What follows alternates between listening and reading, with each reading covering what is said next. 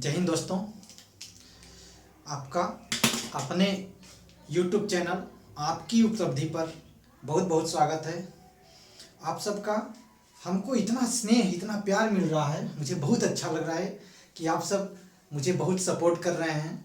ठीक है, तो आप सबके लिए एक लाइन कहना चाहूँगा कि आँखों में अरमान लिया, मंजिल को अपना मान लिया। क्या चीज़? कि आँखों में अरमान लिया, मंजिल को अपना मान लिया।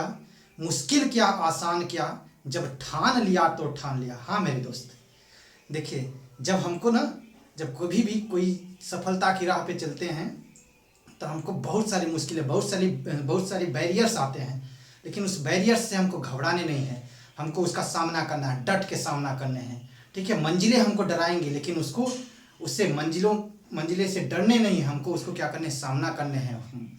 ठीक, और जो कुछ मंजिल है उसको हासिल करने हैं। ठीक, तो चलिए हम लोग वर्ण विचार पढ़ रहे थे। वर्ण विचार के अंतर्गत हम लोग स्वर और व्यंजन को पूरी तरीके से कंप्लीट कर लिए थे। ठीक, इसमें से कुछ चीज़ बच गई है, आज इसको फाइनली फ्री कर देते हैं। ठीक, क्या है कि वर्णों का जो उच्चारण स्थान है, अर्थात जो स्वर और व्यंजन वर्ण हैं उनका उच्चारण स्थान कहाँ से होता है, अर्थात कहाँ से वह बोले जाते हैं, किस जगह से। जो मुखांग हैं, मुखांग को कहाँ पे स्पर्श करते हैं, कौन से वर्ण, इस चीज़ को हम लोग देखने वाले हैं। ठीक है, तो चलिए हम लोग देखते हैं कि इसको ना, देखिए सूत्र के माध्यम से हम बताने का प्रयास करेंगे, और सूत्र के साथ साथ हम लोग इसको एक्सप्लेन भी करेंगे। आप लोग समझने का कोशिश कीजिएगा कि नहीं सर है क्या एक्चुअल में, और याद करने के तरीके हैं ना, हम लोग याद करके और अपने एग्जाम में जो कुछ भी एग्जाम लगा है, जैसे कि आपका CHS हो गया, या फिर BDO का हो गया, लेखपाल का हो गया, ठीक, टेट का हो गया, CTET का हो गया, उन सब एग्जाम में यहाँ से पूछा जाता है कि इसका उच्चारण स्थान क्या है। तो हमको जब यहाँ से हमको मालूम रहेगा तो हम कर पाएंगे। ठीक, तो चलिए हम लोग देखते हैं क्या है कि अकुह विसर्जनिया नाम कंठ है। पहले एक देखिए क्या है, ये सूत्र है, अकुह विसर्जनिया नाम कंठ। क्या क्या? अर्थात दोनों ह्रस्व और दीर्घ दोनों, और दीर्घ यानी कि आ। ठीक, और आ।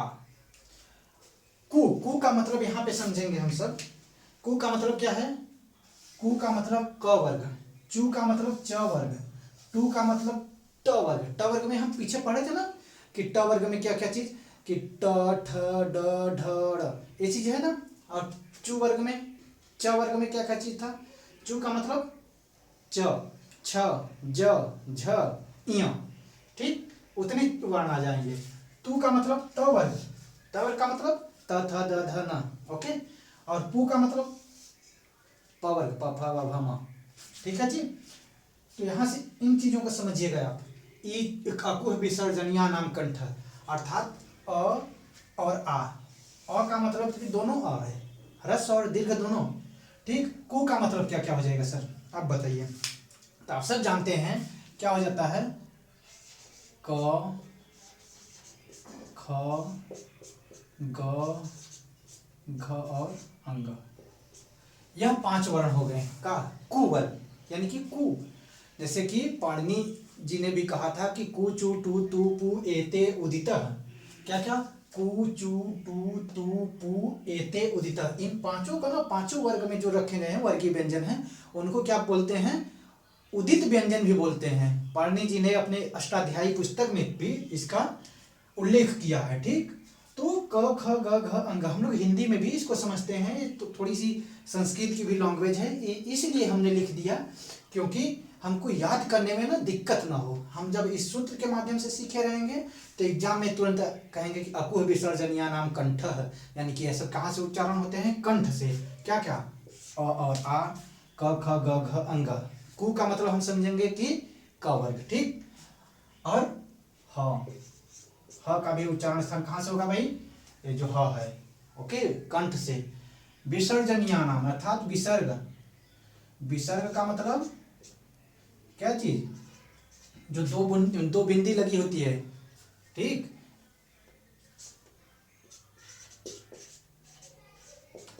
विसर्ग। इसका उच्चारण स्थान कहाँ से होगा भाई? कंठ से। ठीक, लिख लीजिएगा इसे। आप लोग वीडियो को रोकिएगा और लिखिएगा। क्या लिखिएगा कि अ का मतलब दोनों ह्रस्व और दीर्घ। कु का मतलब क ख ग घ अंग तक के कु वर्ग, यानी कि क वर्ग में जितने भी 5 वर्ण आते हैं। ओके, और ह और विसर्ग, इतने का उच्चारण स्थान कंठ से होता है। आप बोल के देखिएगा क क, तो यहाँ पे क्या हो रहा है? कुछ न कुछ एक हलचल सा हो रहा है। ठीक, ऊपर नीचे कंठ कर रहा है। तो यह का देखिए कर रहा है कि नहीं? आप अंगुली रख के देखिएगा। तो ये सब चीजों को बोलने में क्या हो, कहाँ से उच्चारण होता है? इसका कंठ से। ठीक है जी। ठीक, आगे आते हैं ई चू यसा नाम तालु। अर्थात ई का मतलब क्या है भाई? यहाँ पे ई और ई, दोनों ई का मतलब, ह्रस्व ई और दीर्घ ई, दोनों ई का मतलब है। ओके, य जैसे हम लोग पढ़े थे ना अंतस्थ व्यंजन में य, तो वही है य।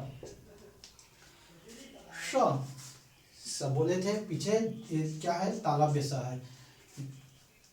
फिर ई चू, सॉरी यहाँ पे क्या हो जाएगा? चू का मतलब क्या हो जाएगा भाई? च वर्ग। क्या क्या हो जाएगा? च, छ, ज, झ और य, इतने हो जाएंगे। ओके, और यह हो जाएगा और श। ठीक, ए चू, चू का मतलब हम क्या समझेंगे? इतने वर्णों को।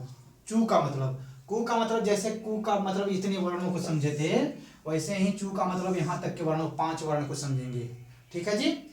और य हो जाएगा और श हो जाएगा, इतने क्या हो जाएंगे? तालु से। आप बोल के देखिएगा कि जब च का बोलेंगे ना, च, तो जिह्वा जाकर जीभ जो है ऊपर वाले भाग में टच कर रही है। च को बोलेंगे, छ को बोलेंगे, ज को बोलेंगे, झ और य, इन चीजों को आप बोलेंगे तो कहाँ जाके जिह्वा टच कर रही है भाई? तो बोलिएगा कि सर तालु में टच कर रही है। ठीक, तालु में अगर टच नहीं करेगी तो इन वर्णों का उच्चारण करना हमारे लिए असंभव कार्य हो जाएगा। ओके, तो यह कहाँ से उच्चारित होते हैं? तालु से। यहाँ तक की बात समझ में आई है सबको? ठीक है, आगे देखते हैं। री टू रसाना मूर्धा, यहाँ पे देख लेते हैं। री का मतलब ऋषि वाला री ना, री। टू का मतलब ट, ठ, ड, ढ और र। इतने। टू का मतलब हम कितने वर्ण से समझेंगे भाई? 5 वर्ण से। ठीक, और ये मूर्धन्य स। ठीक, इतने क्या हो जाएंगे? मूर्धा से। कहाँ से? मूर्धा से। देखिए ट, ठ, ड, ढ, ड़। ठीक, और मूर्धन्य स। अब इसमें और इसमें हमको उच्चारण नहीं करने आता है। देखिए, उच्चारण करने हमको सीखने हैं। इस स को बोलेंगे ना, च को बोलिए, जहां से च का उच्चारण, च जहां पे जीवा जाके टच कर रही थी ना, उसी पे ले जाइए अपने जीभ को, उसी जगह पे। और इस स को बोलिए श, श। ठीक, समझ में आया? हिंदी पढ़ने का मतलब है कि पूरी तरीके से हमको आने चाहिए हर एक चीज। और इस स को, ट को बोलिए ट, ट, एकदम ऊपर जाकर के जीवा टच कर रही है मूर्धा को, तो वहीं से इस स को बोलिए श, श। समझ में आया? तो ठीक है, आगे देखते हैं। लृ तू लसाना मूर्धा, ये जो क्या होता है? लृ, संस्कृत का। ठीक, और तू का मतलब त, थ, द, ध और न। यह क्या हो गए? तू का मतलब इतने वर्ण से समझेंगे, 5। त, थ, द, ध, न से। त, थ, द, ध, न से 5 वर्ण से मिलकर समझे, हम समझेंगे ना। ये हो गया। और क्या हो जाएगा? ल और श। ठीक, ये क्या हो गया? ल का भी उच्चारण कहाँ से होता है? दंत से। अच्छा, ल, ल बोलिए ल। तो ल बोलेंगे ना, तो जहां से त का उच्चारण, जहां पे जीवा जाके दांत वाले मूल में, जड़ में जाके टच करे, ल, ल।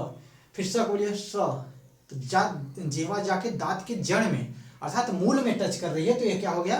दंत स हो गया। यह कहाँ? मूर्धा में टच कर रही थी, तो इसलिए यह मूर्धन्य स हो गया। यहाँ तालु में टच कर रही थी, तो यहाँ क्या हो जाएगा? तालव्य स हो जाएगा। तीनों स का नाम मालूम हो गया ना। हम लोग को क्या मालूम था कि बड़ा स है, छोटा स है, यही मालूम था। इसको हम लोग बचपन में क्या कह देते थे? ऑपरेशन वाला स है, ऑपरेशन से करके आया है। आप लोग भी कुछ नामकरण किए रहे होंगे बचपन में, ऐसा हम लोग कर दिया करते हैं। ठीक है, तो आगे देखते हैं, इतने का उच्चारण स्थान कहां से हो जाएगा? दंत से। दंत से। इतने का उच्चारण स्थान भाई मूर्धा से। और यहां ऊपर तालु से था ना, ठीक है, लिखते भी चले हम लोग ताकि हम लोग को कोई कंफ्यूजन ना हो। ठीक, अब देखिए ले त थ द ध न और ल और स, इसका उच्चारण स्थान कहां से होगा? दंत से, अर्थात दंत वाले मूल से। ठीक, आपको समझ में आ रहा है बेहतर ढंग से? ठीक, कमेंट बॉक्स में आप जरूर इस चीज को मेंशन कीजिएगा, सर कैसे लगी वीडियो। ठीक, ये सब बहुत सारे एग्जाम के लिए बेनिफिशियल है ये वीडियो, ठीक है, जितने भी बन रही है। ओके, तो आप सब मुझे सपोर्ट कीजिएगा। ठीक, अगर अच्छा लगे वीडियो तो अपने फ्रेंड के पास भी शेयर कीजिएगा ताकि वो भी इस वीडियो से लाभान्वित हो पाए। और मैं मानता हूँ कि अगर आपके सफलता में मेरा 1% भी योगदान हो गया तो मैं अपने आप को धन्य मानूंगा कि नहीं, मैं भी कुछ किया आपके लिए। ठीक, तो भाई कुछ हम भी प्रयास कर रहे हैं, आप भी प्रयास कीजिएगा और बाकी सारी चीज़ें तो होंगी ही ना। चलिए, ऊ का मतलब क्या हो गया? ऊ और ऊ, छोटा ऊ और बड़ा ऊ, ह्रस्व और दीर्घ दोनों ऊ का मतलब है। ठीक, पू का मतलब प फ ब भ और म। ठीक, इसका उच्चारण स्थान क्या होगा? इसमें देखिए संस्कृत में उपध्मानी भी वर्ण होता है, बट उसको हमको यहाँ हिंदी में नहीं होता है। ठीक, म, इसका उच्चारण स्थान क्या होता है?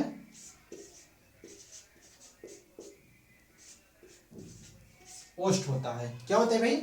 ओष्ठ होता है। देखिए ऊ दोनों ऊ को बोलिए, जब ओठ नहीं सटेंगे तो ऊ का उच्चारण करना हमारे लिए असंभव कार्य है। ऊ को बिना सटाए हम बोलना चाहें ऊ, मतलब ओष्ठ को बिना सटाए हम लोग बोलना चाहें ऊ को, तो हम लोग नहीं बोल सकते मेरे भाई। देखिए ओठ को दोनों पकड़ लीजिए और बोलने की चेष्टा कीजिए आपकी ऊ को बोले, कतई नहीं बोल पाएंगे आप। ठीक है, देखिए प को बोलिए, प को बोलिए, ओठ को पकड़ के बोलिएगा, ठीक, तो नहीं बोल पाएंगे। क्या लगेगा या कैसे बोल पाएंगे हम? प फ ब भ म, इनको पांचों को भी नहीं बोल पाइएगा बिना ओठ को सटाए। तो ये कहाँ से?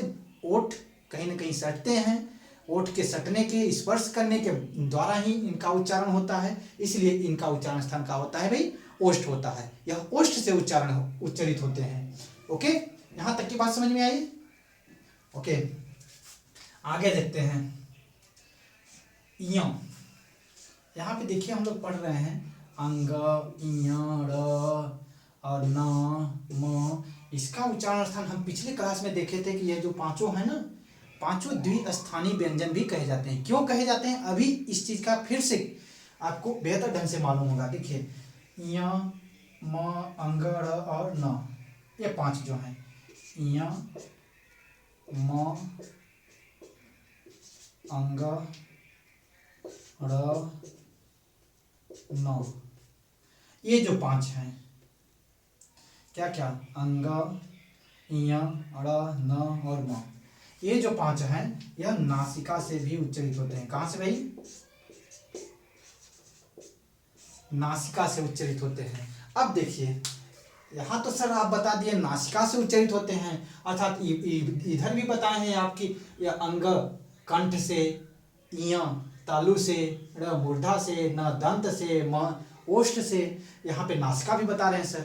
देखिए इसीलिए तो इसको द्विस्थानी व्यंजन कहा जाता है, अर्थात दो स्थान से इसका उच्चारण होता है। अच्छा देखिएगा इय, इय बोलिएगा ना तो लगेगा कि जैसे नाक से बोल रहे हैं हम, पूरी तरीके से हमको लगेगा नहीं कि हम मूर्धा मतलब कि तालु से ही बोल रहे हैं। इय लग रहा है कि हमको नाक से कुछ चीजें बोल रहे हैं ना। म को बोलिए, म क्या लग रहा है कि नाक से भी बोल रहे हैं। अंग, ठीक, र और न, ये जो पंचमाक्षर हैं अर्थात पांचवें अक्षर हैं, हर एक वर्ग का पांचवा पंचमाक्षर जो है वह कहाँ से उच्चारित होता है? नासिका से भी उच्चारण होता है और अपने वर्ग का जो है वहां से भी उच्चारण होता है, जैसे कंठ, ताल, मूर्धा, दंत, ओष्ठ से भी उच्चारण होता है, नासिका से भी। इस वजह से इसको क्या बोलते हैं? द्विस्थानी व्यंजन भी बोलते हैं। यहाँ तक की बात समझ में आ गई होगी। ठीक, ये दैतो कंठ तालु, अर्थात देखिए ये जो है ए और आई, ठीक, ये जो दोनों वर्ण हैं कंठ और तालु से, कंठ और तालु दोनों जगह से बोले जाते हैं। कहां से भाई? कंठ तालु दोनों जगह स्पर्श करता है हमारे मुखांग को ना, कंठ और तालु दोनों जगह से, ए और ऐ। ठीक, आगे देखते हैं ओ और औ, ओ और औ, यह कहां से उच्चारण होते हैं? कंठ और ओष्ठ से, ओ और औ। ठीक, कहां से उच्चारण होते हैं? कंठ और ओष्ठ से।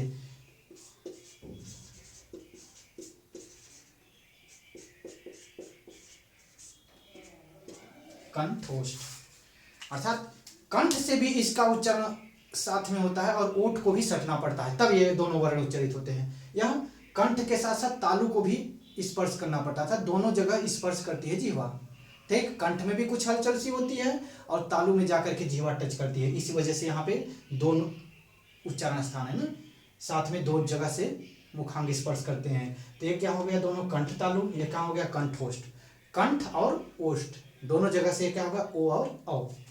ठीक, वकारस्य दंतोष्ठम, वह कहां से उच्चारण होता है सर? वह कहां से होता है? दंत ओष्ठ, अर्थात दांत को भी टच करेगी जिह्वा और ओष्ठ भी अपने आप में स्पर्श करेंगे। ठीक, दो मुखांग यूज में आएंगे, कौन कौन से? दंत और ओष्ठ। देखिए वह का उच्चारण करेंगे वह, तो जिह्वा थोड़ी सी जाकर के दंत वाले मूल में टच करेगी और ओठ भी जाकर के सटेगा। ठीक, तो यह क्या हो गया? दंत और ओष्ठ। नासिका अनुस्वारस्य, अर्थात नासिका का उच्चारण स्थान कहां से होता है? सॉरी, अनुस्वार का उच्चारण स्थान कहां से होता है भाई? नासिका से ना। कहां से? अनुस्वार, अनुस्वार मतलब बोले तो ये वाला वर्ण। ठीक, इसका उच्चारण स्थान कहां से होगा सर? तो बोलिएगा कहां से? नासिका से इसका भी उच्चारण स्थान होता है। ठीक, कहां से? नासिका से। क्या यहां तक की बात समझ में आई? तो नासिका से अनुस्वार। देखिए यहाँ पे विसर्ग और अनुस्वार दो चीजें हम अयोगवाह ध्वनिया में पढ़े थे नहीं? अयोगवाह ध्वनिया में दो चीज पढ़े थे कि अनुस्वार होता है और विसर्ग होता है। तो यहाँ पे अनुस्वार भी आ गया, क्या हो गया? नासिका में। हालांकि इसको ना यहाँ पर भी रख सकते थे कि अनुस्वार कहाँ होता है? नासिका में, यहीं पर रख सकते थे। ठीक, बट अलग हो गया है, कोई दिक्कत नहीं। ठीक, आप लोग कर लीजिएगा कि नासिका अनुस्वार से, नासिका का सॉरी अनुस्वार का उच्चारण स्थान कहाँ से होगा? नासिका से ना। इससे बनने वाले शब्द क्या होते हैं? जैसे अंगूर, अंकुर, अंगद, ये सब चीजें बनती हैं। और इससे जैसे रामः विसर्ग होता है, प्रातः, इससे बता रहा हूँ, प्रातः ना, दुख, ऐसे शब्द बनते हैं विसर्ग से। ठीक है, इससे बता दिया। तो चलिए, ये रहा एक छोटा सा टॉपिक। आज व्यंजन को हम लोग सॉरी जो वर्ण विचार है, वर्ण विचार को हम लोग पूरी तरीके से कंप्लीट कर चुके हैं। तो और कुछ आपका क्वेरी होगा तो आप जरूर कमेंट बॉक्स में मेंशन कीजिएगा। मैं यथासंभव प्रयास करूंगा कि आपके जो भी क्वेरी हैं, जो भी प्रश्न हैं, उस पर मैं उसको आंसर दूं। ठीक, तो अंत में दो लाइन आप सबके लिए कि जब आँखों में अरमान लिया, मंजिल को अपना मान लिया, मुश्किल क्या आसान क्या, जब ठान लिया तो ठान लिया। जब ठान लिए हैं ना कुछ बनने का, कुछ जज्बा है, कुछ जुनून है, कुछ पागलपन है, तो कुछ करके दिखाने हैं ना हमको, तो हम भी आपके साथ मेहनत करेंगे। आप मुझे ज़रूर बताइएगा कि सर और कैसे बेहतर किया जा सकता है, अपनी राय ज़रूर दीजिएगा, और बेहतर करेंगे और आपको बेहतर मैटर प्रोवाइड करेंगे। ठीक है, जहाँ तक हो सकता है वहाँ तक और मेहनत किया जाएगा। हम लोग मिल के मेहनत करेंगे, आपका साथ होना चाहिए।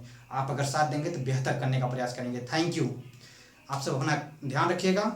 ठीक, थैंक यू, धन्यवाद।